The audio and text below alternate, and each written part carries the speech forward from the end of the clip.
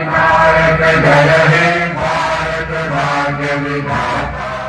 पंजाब सिंधु गुजरात मराठा द्राविड़ उत्कल गंगा, विंध्य हिमाचल यमुना गंगा उत्कल जलधि तरंगा।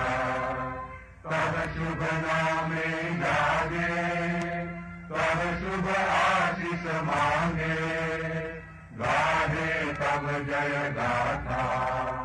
जन गण मंगल दायक जय हे भारत भाग्य विधाता। जय हे जय हे जय हे जय जय जय जय हे।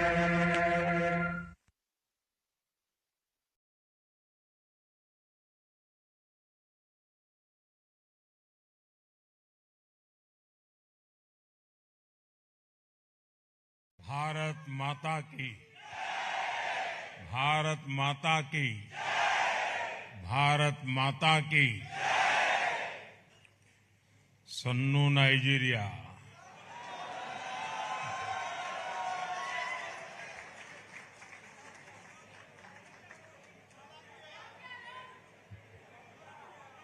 नमस्ते। आज आपने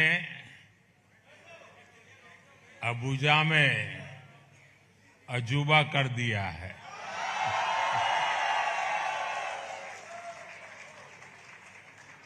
अबुजा में अद्भुत समा बांध दिया है। और ये सब देख करके कल शाम से मैं देख रहा हूं, ऐसा लगता है मैं अबुजा में नहीं बल्कि भारत के ही किसी शहर में मौजूद हूं।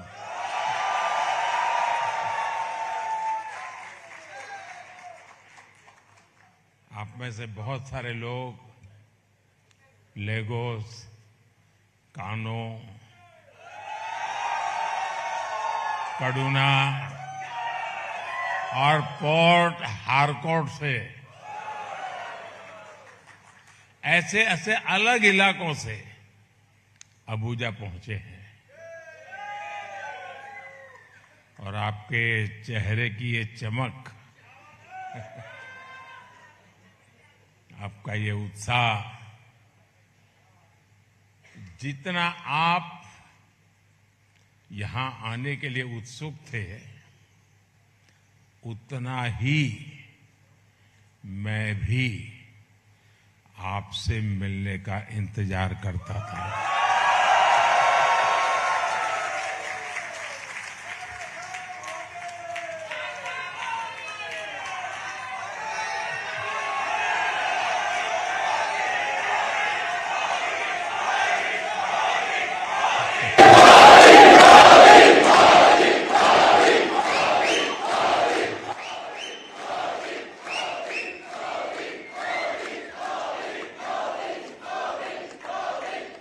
आपका ये प्यार, ये स्नेह, ये मेरे लिए बहुत बड़ी पूंजी है।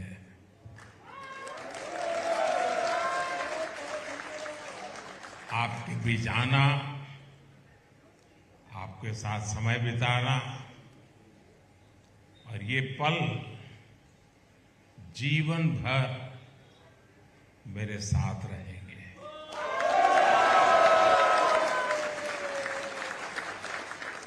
साथियों, प्रधानमंत्री के तौर पर ये मेरी पहली नाइजीरिया यात्रा है। और सफल रहेगी।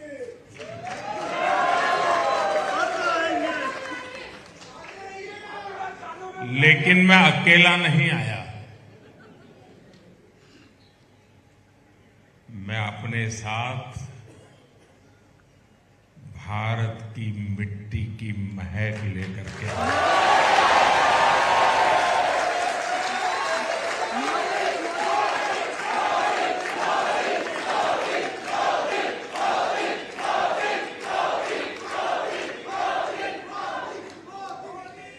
और करोड़ों करोड़ों के तरफ से आपके लिए ढेर सारी शुभकामनाएं लेकर के आया।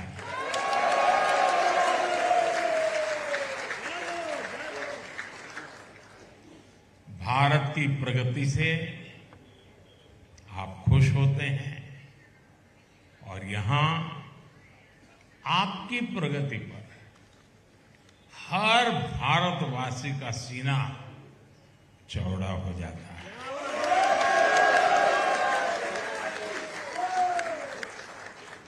चौड़ा होने के कितना होता है? कितना?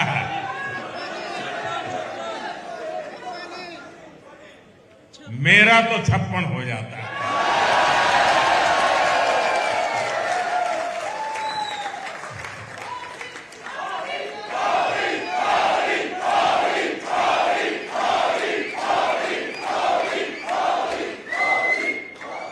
साथियों, मैं आज अभी प्रेसिडेंट टिनुबू का और नाइजीरिया की जनता का भी विशेष आभार व्यक्त करना चाहूंगा।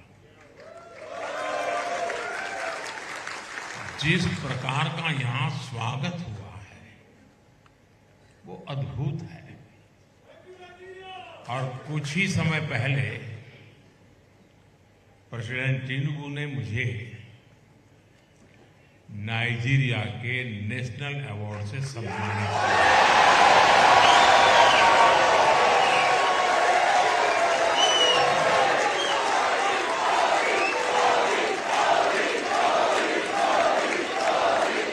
ये सिर्फ मोदी का सम्मान नहीं है, ये सम्मान भारत के करोड़ों करोड़ों लोगों का है और ये सम्मान आप सभी का है, यहां रह रहे भारतीयों का है।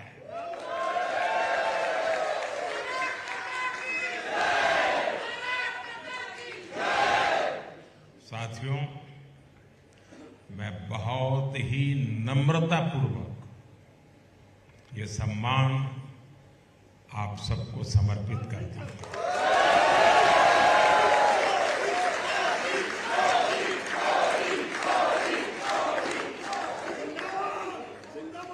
साथियों, प्रेसिडेंट टिनुबू से बातचीत के दौरान वो नाइजीरिया की प्रगति में आपके योगदान की बार बार तारीफ कर रहे थे।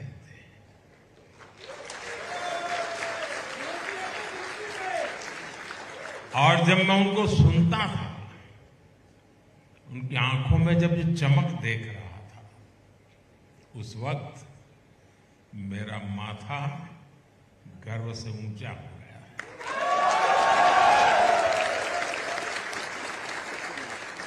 जैसा कोई फैमिली मेंबर करियर में बहुत ऊंचा पहुंच जाता है और जैसे उसके माता पिता को, उसके गांव वालों को उस पर गर्व होता है, वैसे ही भावना से मैं भरा हुआ हूं।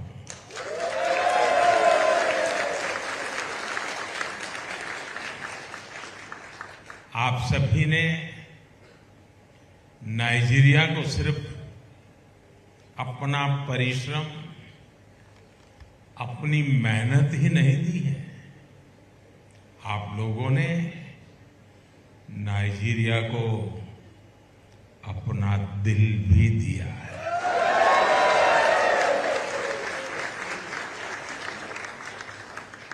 यहां का भारतीय समुदाय हमेशा से नाइजीरिया के हर सुख दुख में साथी रहा है।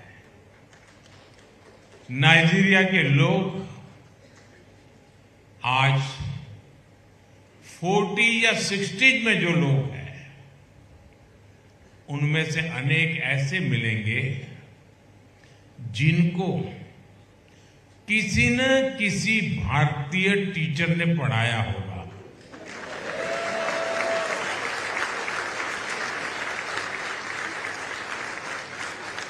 यहां बहुत सारे भारतीय डॉक्टर हैं जो नाइजीरिया के लोगों की सेवा कर रहे हैं।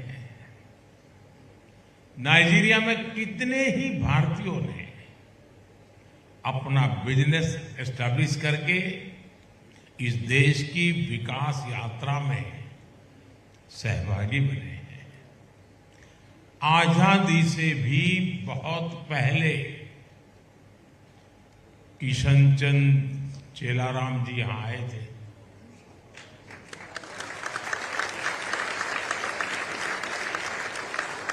तब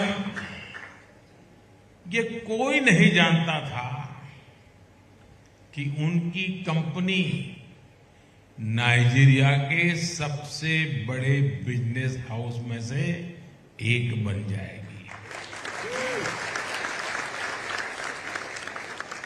आज भारत की अनेक कंपनियां नाइजीरिया की पूरी इकोनॉमी को ताकत दे रही है। तोलाराम जी के नूडल्स,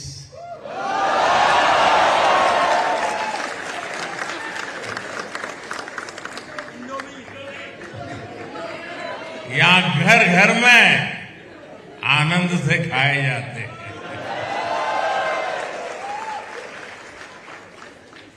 तुलसी चंद राय जी की फाउंडेशन नाइजीरिया के लोगों की जिंदगी में रोशनी भर रही है।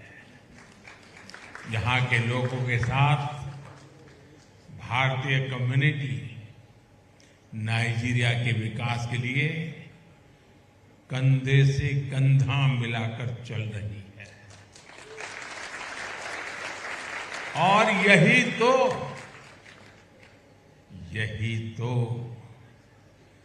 भारत के लोगों की बहुत बड़ी ताकत है, भारत के लोगों के संस्कार है।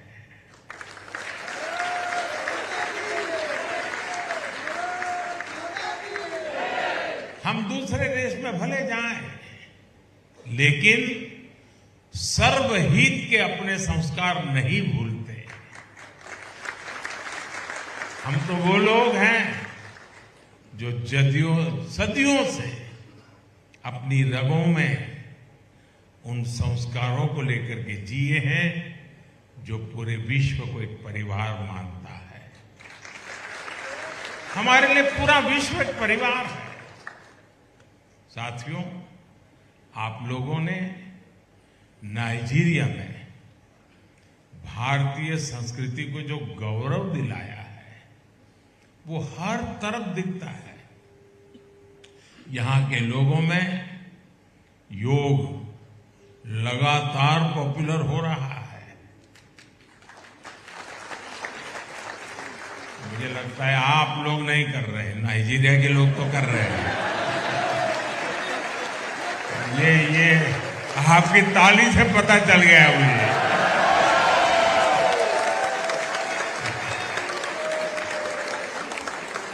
देखिए साथियों, पैसे कमाइए, नाम कमाइए, जो कमाना है कमाइए, लेकिन कुछ समय योग के लिए भी तो लगाइए।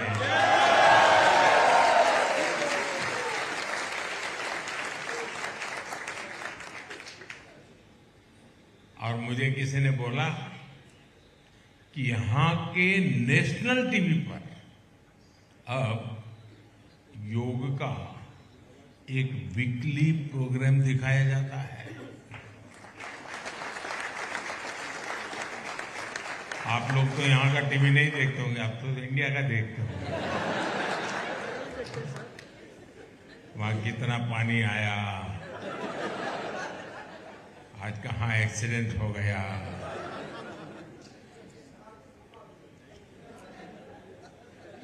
और यहां नाइजीरिया में हिंदी भी बहुत पॉपुलर हो रही है।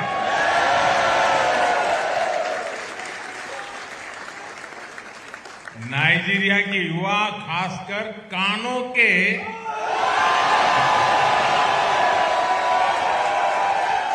काफी स्टूडेंट हिंदी सीखते हैं।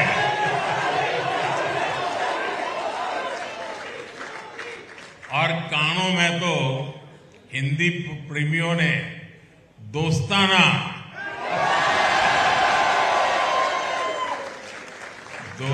नाम का एक ग्रुप भी बना लिया, यहां मौजूद है।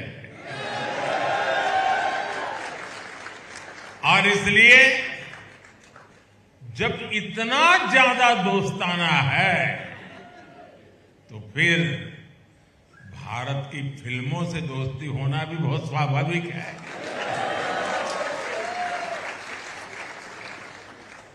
मैं अभी भोजन के समय गप मार रहा था सबके साथ, यहाँ के लोगों से। उनको भारत के सब एक्टरों का नाम मालूम है, सब फिल्मों का नाम। नॉर्दर्न एरिया में लोग भारतीय सोच दिखाने के लिए उमड़ पड़ते हैं। नमस्ते वाला,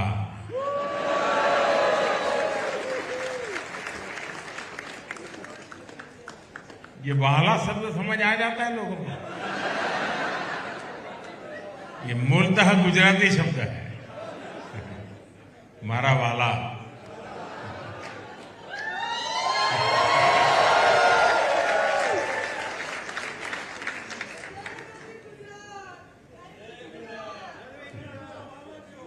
नमस्ते वाला जैसी फिल्में और पोस्टकार्ड जैसी वेब सीरीज यहां खूब पसंद की जा रही है। साथियों, गांधी जी लंबे समय तक अफ्रीका में रहे थे। उन्होंने अफ्रीका के लोगों का सुख दुख साझा किया। गुलामी के उस दौर में भारत और नाइजीरिया के लोगों ने आजादी के लिए, उसके जंग के लिए कोई कोर कसर बाकी नहीं छोड़ी।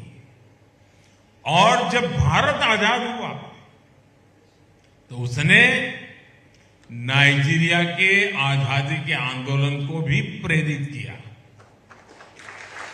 आज भारत और नाइजीरिया संघर्ष के दिनों के साथी की तरह एक साथ आगे बढ़ रहे हैं। भारत मदर ऑफ डेमोक्रेसी है।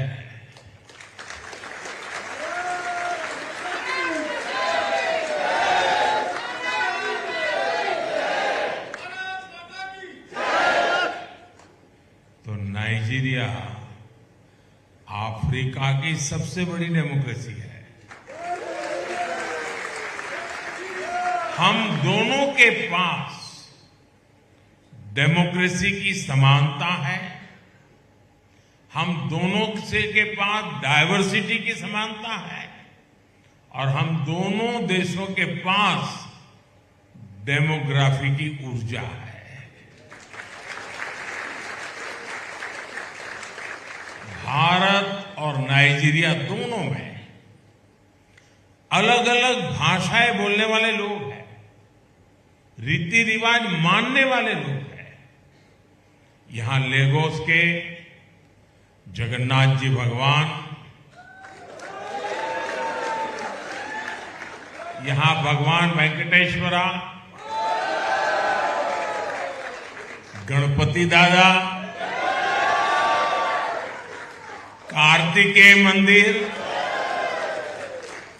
डायवर्सिटी के प्रति नाइजीरिया के सम्मान के प्रतीक है। और आज जब मैं आपके बीच आया हूं तो नाइजीरिया की सरकार को इनके निर्माण में सहयोग के लिए मैं हिंदुस्तान वासियों की तरफ से आभार भी व्यक्त करूंगा। साथियों, भारत जब आजाद हुआ था तो अनेक प्रकार की चुनौतियां थी। आजादी के बाद हमारे पूर्वजों ने उन चुनौतियों से बाहर निकालने के लिए अनेक अथक परिश्रम किया और आज भारत की तेज प्रगति की चर्चा पूरी दुनिया में हो रही है। हो रही है कि नहीं हो रही है? आपके कानों पे आता है कि नहीं है? जो कानों पे आता है वो जुबान पे आता है कि नहीं आता है? जो जुबान पे आता है वो दिल में बसता है कि नहीं बसता है? भारत की उपलब्धि पर हम सभी भारतीयों को गर्व होता है।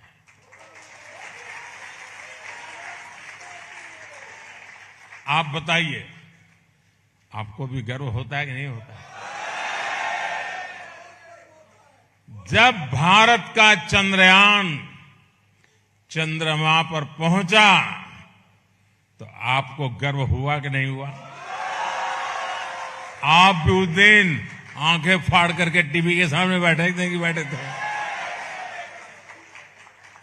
जब भारत का मंगलयान मंगल पर पहुंचा तो आपको गर्व हुआ कि नहीं हुआ?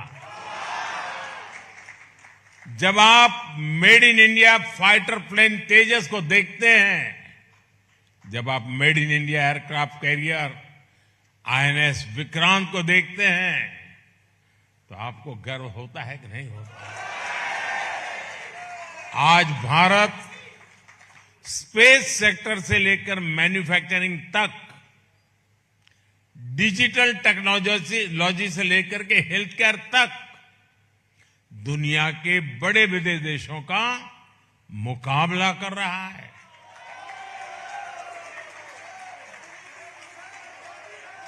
आप सभी जानते हैं, गुलामी के लंबे कालखंड ने हमारी इकोनॉमी को तहस नहस कर दिया था। चुनौतियों से लड़ते हुए आजादी के बाद के 60 साल में, 6 दशक में भारत की अर्थव्यवस्था ने $1 ट्रिलियन का पड़ाव पार किया।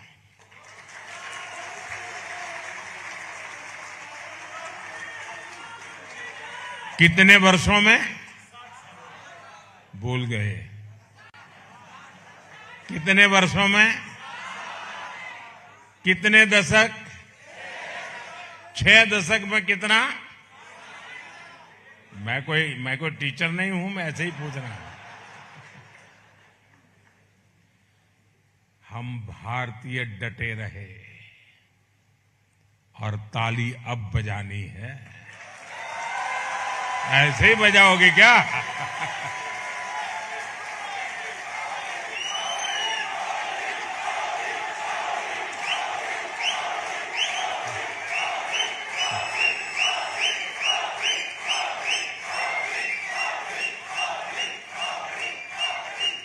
आपने ताली तो बजा दी, लेकिन कारण तो मैं अब बताऊंगा। 6 दशक में क्या हुआ वो आपने अभी ताली बजाई, अब ताली डबल बजानी पड़ेगी। बीते 1 दशक में भारत ने अपनी जीडीपी में करीब $2 ट्रिलियन और जोड़ दिया।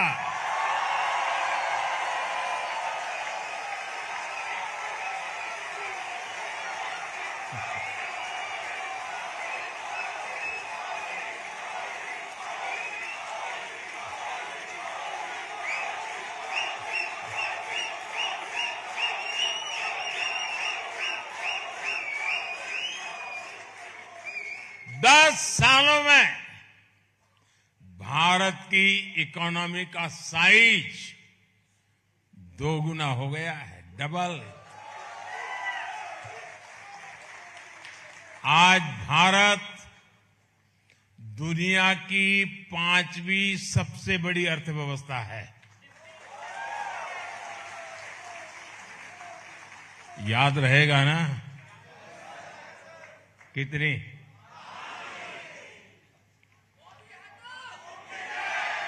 और वो दिन दूर नहीं जब भारत $5 ट्रिलियन की इकोनॉमी बन जाएगा।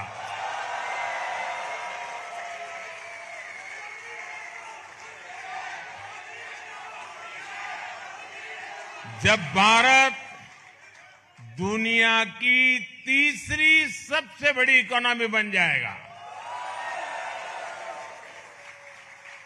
साथियों, हम अक्सर सुनते हैं कि जो लोग अपने कंफर्ट जोन से बाहर निकलते हैं वही कुछ बड़ा कर पाते हैं। अब ये बात आपको समझाने की जरूरत नहीं है क्योंकि आप यहां तक तो आ ही गए हैं। आज भारत और भारत का युवा इसी मिजाज से आगे बढ़ रहा है। इसलिए आज भारत नए नए सेक्टर्स में तेज गति से ग्रो कर रहा है। भारत का स्टार्टअप इकोसिस्टम, शायद आपने भी 10-15 साल पहले स्टार्टअप सुना ही नहीं होगा। मैं एक बार स्टार्टअप को प्रमोट करने के लिए एक कॉन्फ्रेंस बुलाई, तो उसमें एक 8-10 लोग थे जो स्टार्टअप वाले थे, बाकी सब तो अभी क्या है स्टार्टअप समझने वाले थे। तो उसमें बंगाल की एक बेटी, वो अपना अनुभव शेयर करने के लिए खड़ी हुई, क्योंकि मुझे लोगों को समझाना था ये कौन सी नई दुनिया है। तो उस बेटी काफी पढ़ी लिखी थी, अच्छी नौकरी की हकदार थी और वेल सेटल थी। उसने सब कुछ छोड़ दिया। तो उसने अपना अनुभव बताया। वो बंगाली थी। तो वो अपने गांव गई। उसने माँ को कहा कि माँ मैंने तो सब छोड़ दिया, नौकरी वोकरी छोड़ दिया। तो माँ से क्या? तो बोले क्या करोगी? तो बोले स्टार्टअप करोगी। तो बोले महाविनाश।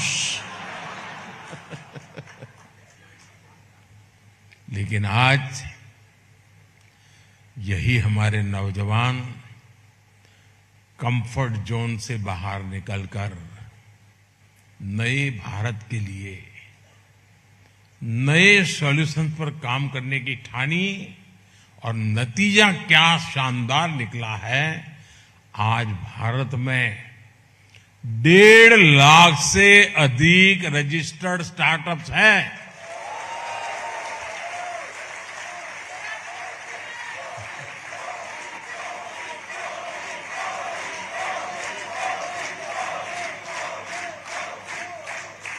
जिस स्टार्टअप्स का नाम सुनते ही मां चिल्लाती थी कि महाविनाश, वही स्टार्टअप आज कह रहा है महाविकास।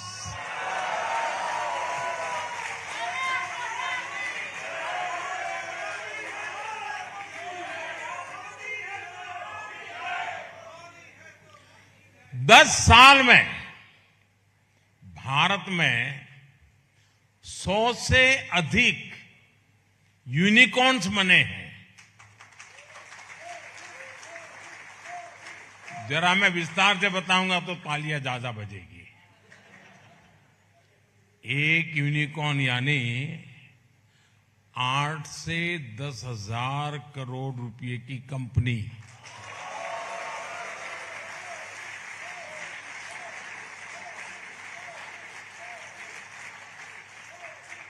भारत के नौजवानों द्वारा बनाई ऐसी 100 से ज्यादा कंपनियां आज भारत के स्टार्टअप कल्चर का परचम लहरा रही है। और ये क्यों हुआ? क्यों हुआ ये सब?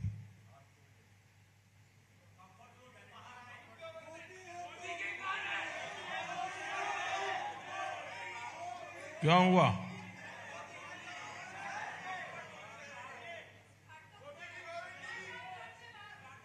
ये इसलिए हुआ कि भारत अपने कंफर्ट जोन से बाहर निकल गया है।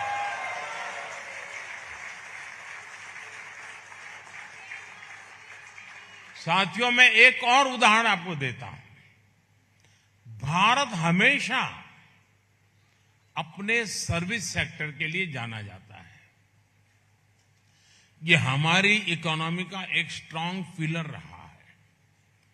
लेकिन हम इतने से ही संतुष्ट नहीं हुए। हमने कंफर्ट से बाहर निकलकर हमने एक वर्ल्ड क्लास मैन्युफैक्चरिंग हब बनाने की ठानी। हमने मैन्युफैक्चरिंग इंडस्ट्री को जबरदस्त बढ़ावा दिया। आज भारत दुनिया के सबसे बड़े मोबाइल फोन मैन्युफैक्चरर में से एक है।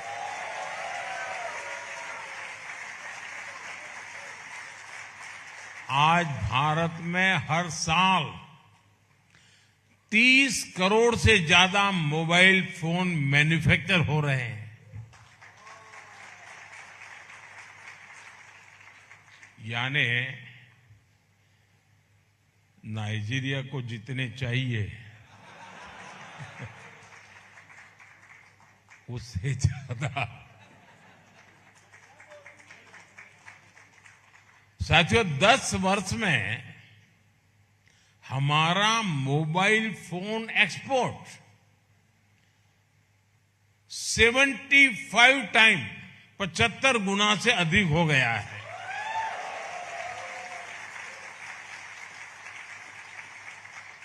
इन्हीं 10 सालों में भारत का डिफेंस एक्सपोर्ट ये करीब करीब 30 गुना बढ़ गया है।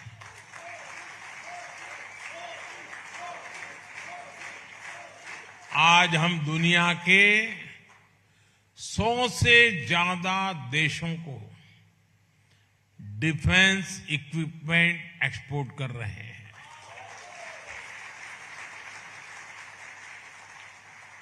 साथियों, स्पेस इंडस्ट्री में तो भारत जो कमाल कर रहा है उसकी प्रशंसा तो दुनिया भर में हो रही है। भारत ने ठाना है जल्द ही हम अपने गगनयान से भारतीयों को स्पेस में भेजेंगे।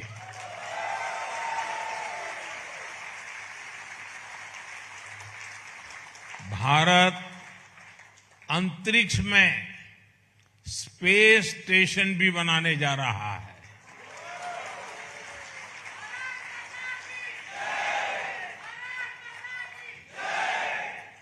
साथियों, कंफर्ट जोन छोड़कर इनोवेट करना, नए रास्ते बनाना, ये आज भारत का मिजाज बन चुका है।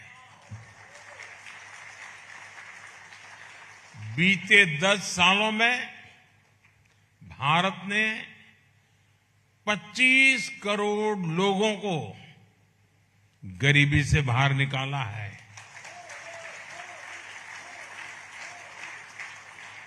इतने सारे लोगों का गरीबी से बाहर आना ये दुनिया के लिए बहुत बड़ी प्रेरणा है। ये हर देश के लिए एक उम्मीद जगाता है। अगर भारत ने किया है तो हम भी कर सकते हैं। आत्मविश्वास से भरा भारत आज एक नई यात्रा पर निकल पड़ा है। लक्ष्य है विकसित भारत बनाना।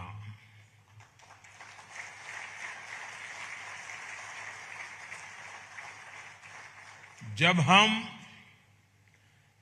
2047 में, आप में से जो लोग बुढ़ापे में रिटायर्ड होकर के सच में या कोई बढ़िया जिंदगी जीना चाहते हैं तो मैं काम अभी से कर रहा हूं आपके लिए।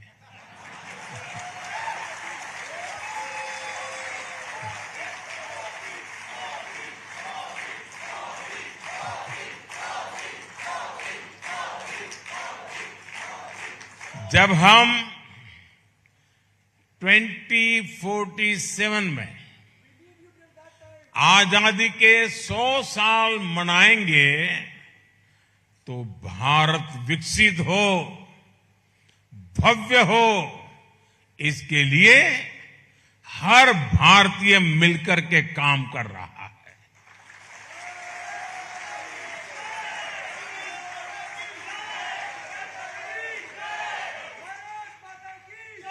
और इसमें नाइजीरिया में रह रहे आप सब लोगों की भी बहुत बड़ी भूमिका है। साथियों, ग्रोथ हो, पीस हो, प्रॉस्पेरिटी हो या फिर बात डेमोक्रेसी की, दुनिया के लिए भारत एक नई उम्मीद बनकर उभरा है।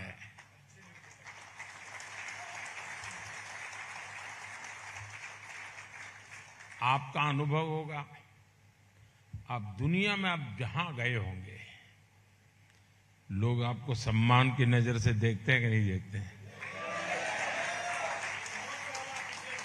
नहीं, सच बताइए क्या होता है? आप जैसे ही कहते हैं ना इंडिया या हिंदुस्तान या भारत, वो हाथ छोड़ता ही नहीं है। उसको लगता है मैं हाथ पकड़ रखूंगा तो कुछ ऊर्जा मेरे में आ जाएगी।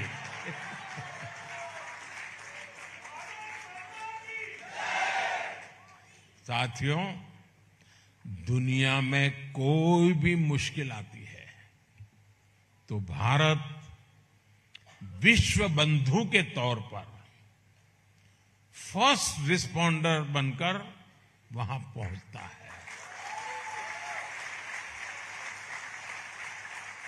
आपको कोरोना का समय याद होगा, उस समय दुनिया में कितना हाहाकार मचा था। हर देश वैक्सीन के लिए परेशान था और संकट की उस घड़ी में भारत ने ठाना कि ज्यादा से ज्यादा देशों को वैक्सीन दी जाएगी।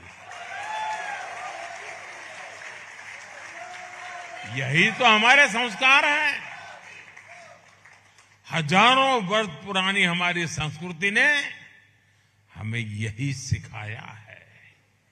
इसलिए भारत ने वैक्सीन का प्रोडक्शन बढ़ाया और दुनिया के 150 से ज्यादा देशों को, यह आंकड़ा छोटा नहीं है जी, 150 से ज्यादा देशों को कोरोना के समय दवाइयां और वैक्सीन भेजी।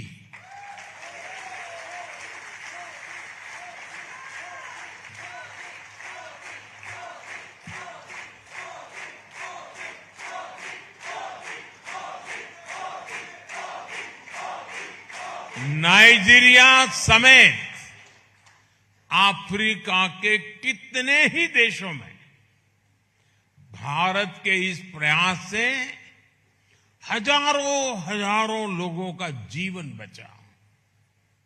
साथियों, आज का भारत सबका साथ,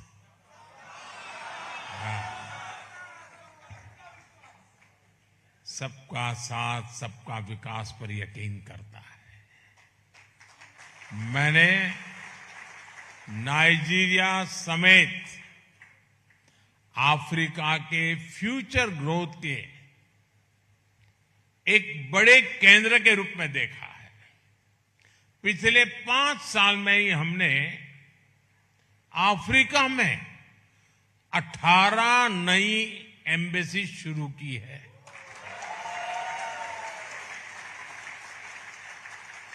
बीते सालों में अफ्रीका की आवाज को ग्लोबल प्लेटफॉर्म्स पर उठाने के लिए भारत ने हर संभव प्रयास किया है।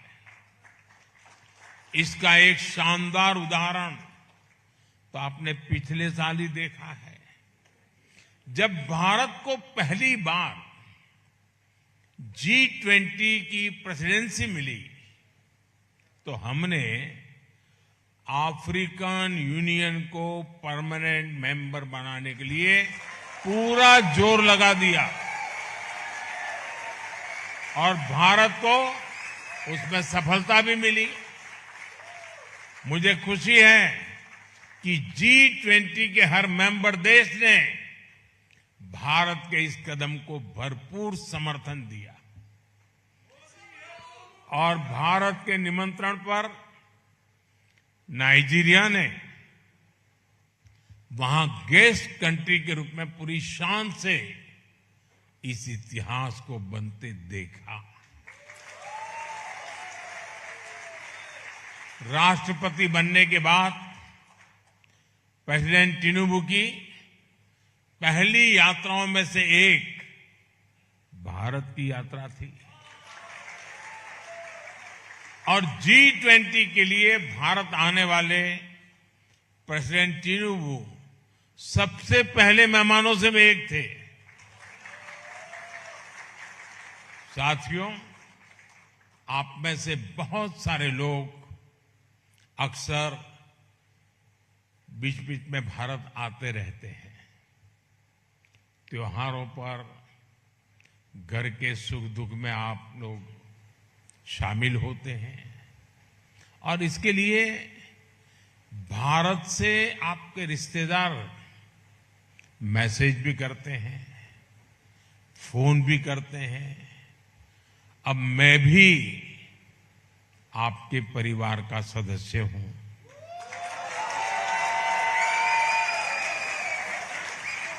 खुद आपके बीच हूं तो मैं भी आपको एक विशेष निमंत्रण देना चाहता हूं।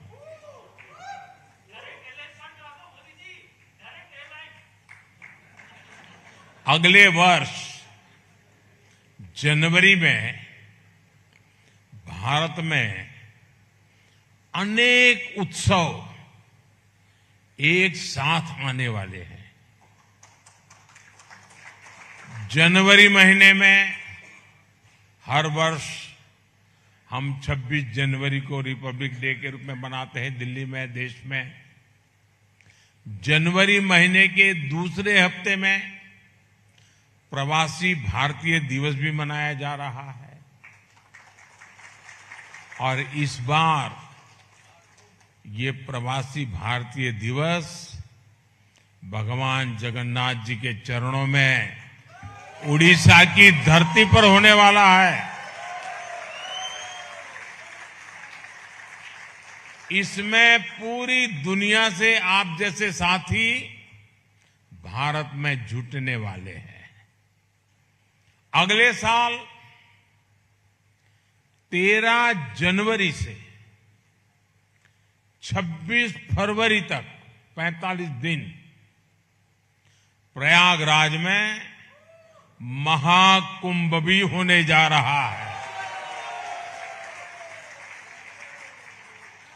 भारत आने की इतनी सारी वजह है, एक साथ है। एक बड़ा ही सुखद संयोग आपके लिए बना हुआ है। आप इस दौरान भारत आए, अपने बच्चों को भारत लाएं और जो नाइजीरियन दोस्त भी है उनको भी साथ लाएं और प्रयागराज से पास में है अयोध्या जी है,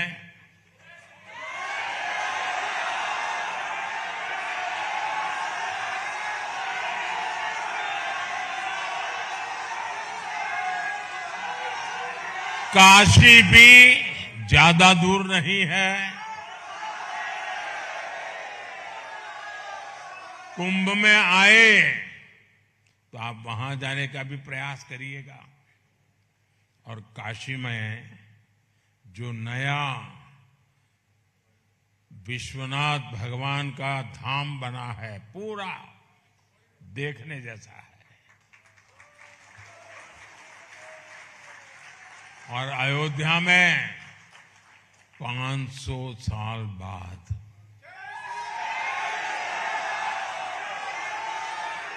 500 साल बाद प्रभु श्री राम का भव्य मंदिर बना है।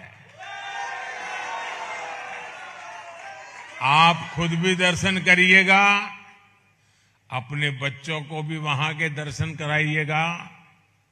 आप जरूर प्लान कीजिए, पहले प्रवासी भारतीय दिवस, फिर महाकुंभ और उसके बाद गणतंत्र दिवस, यानी एक प्रकार से त्रिवेणी है आपके लिए। तो ये भारत के विकास और विरासत से जुड़ने का बहुत बड़ा अवसर है।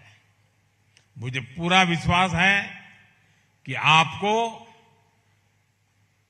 पहले भी यात्राएं हुई होगी, बहुत बार आए होंगे, लेकिन मेरे शब्द लिख रखिए, ये यात्रा आपके जीवन की अमूल्य याद बन जाएगा। आपके जीवन का एक बहुत बड़ा आनंद का सौभाग्य होगा। एक बार फिर आप सबने, कल से मैं आया हूं तब से आज तक जो उमंग, उत्साह, प्यार दिखाया है, इतना समय निकाला है, मुझे आप सबके दर्शन करने का सौभाग्य मिला है। मैं आप सबका बहुत बहुत आभारी हूं। मेरे साथ बोलिए भारत माता की, भारत माता की, भारत माता की। बहुत बहुत धन्यवाद।